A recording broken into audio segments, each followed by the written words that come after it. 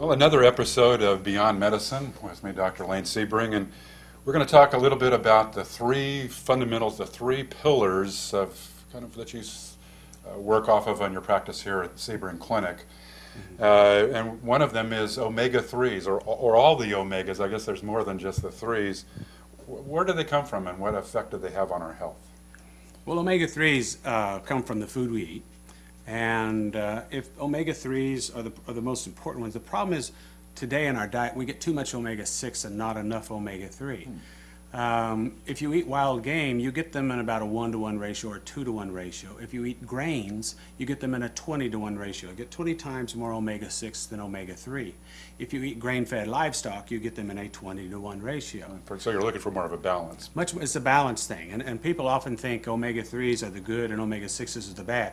But they've done experiments with people where with rats where they gave them a diet very high in omega-3s and very deficient in omega-6. And as they got older, what they ended up doing was tearing the tendons loose off of their bones, and their skin would begin to weep water and fluid out of them. And if we had chosen a diet many years ago that was really high in omega-3s and deficient in omega-6, we'd be saying, Grandpa, you're starting to leak, you need to go get waxed, or whatever we came up with, you know. Yeah. So, but 10,000 years ago in the Middle East, we added grains to the diet. We started an omega-3 deficiency. And the function of omega-3s and 6s is they should be 50% each making up the fat in our cell membranes. They're not. It's a 20-to-1 ratio, 20 times, so it's 95 to 5%. And the problem is that omega-3s are a real thin, watery oil, like a sewing machine oil. Omega-6 is a real thick, viscous oil, almost like about a 70-weight oil. And if you have those two in an equal amounts, they provide structure and fluidity to the cell membrane, allowing nutrition to get into the cells more easily and waste products out. Okay? 90% of the activity of any cell is in the cell membrane itself, and including neurotransmitters. You know, a lot of times people think they need an antidepressant because the neurotransmitters aren't working very well. What they need often is just omega-3s. That's the reason the neurotransmitters don't work very well. So when you change the ratios of these fats, you've really changed the character of that cell membrane from one very thick and viscous to one that's much more fluid and allows the transpiring of the normal processes of the cell. Where do we get omega-3s from, and do we need supplements to help that along? Well, that's the problem. If we ate free-range cows and steers, and we ate free-range chickens and free-range chicken eggs, then we would get them in the proper ratio, but we grain feed the livestock, so we make them sick. And back to that grain thing. That's right.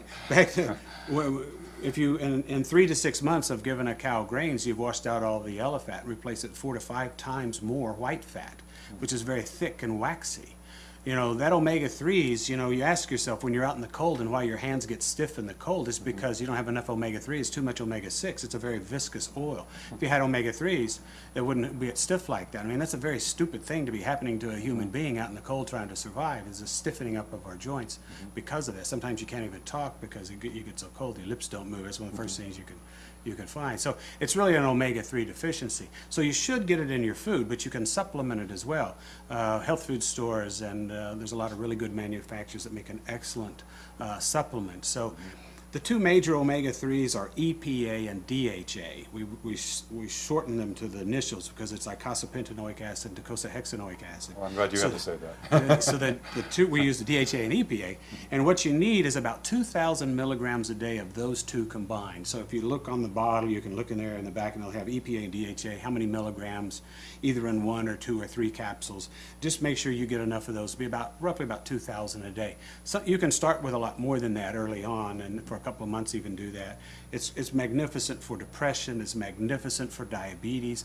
Omega-3s work like some of our prescription medicines do. That's where the pharmaceutical industry got the idea in the first place, to help us with diabetes. So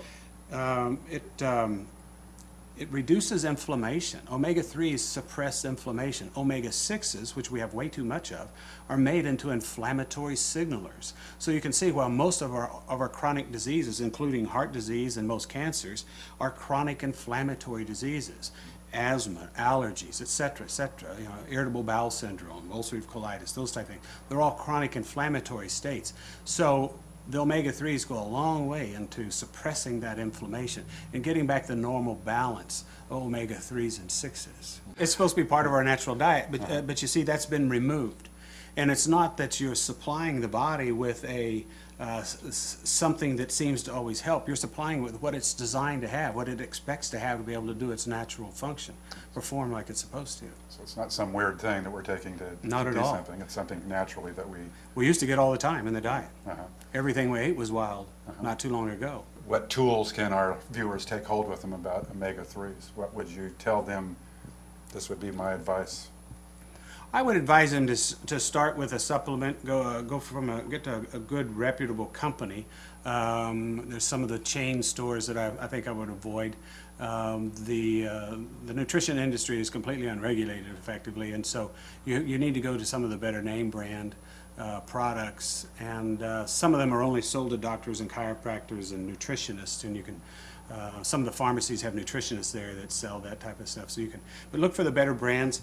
Get at least 2,000 milligrams a day. That's typically about 4 capsules a day, 2 in the morning, 2 in the evening, with a meal, without. It's not that important. Once in a while, people get a little what they call repeat, because it's fish, and you can burp fish later in the day, and nobody really wants to do that. If you put it in the refrigerator or the freezer, actually, it won't freeze, but you can take it that way, and that seems to eliminate it. Also, it's a sign your digestion's not working very well. You might need some digestive enzymes, or good bacteria for the gut is the first thing I recommend, the good acidophilus, the probiotics, etc. But I would do that pretty much for the rest of my life. And the sooner you start your kids on that, the better. It's been shown that omega-3s increase IQ of children. That's already proven. Hunter-gatherer women have between 4 and 10 times more omega-3 in their breast milk. 34% of the weight of the brain is DHA, one of the omega-3s.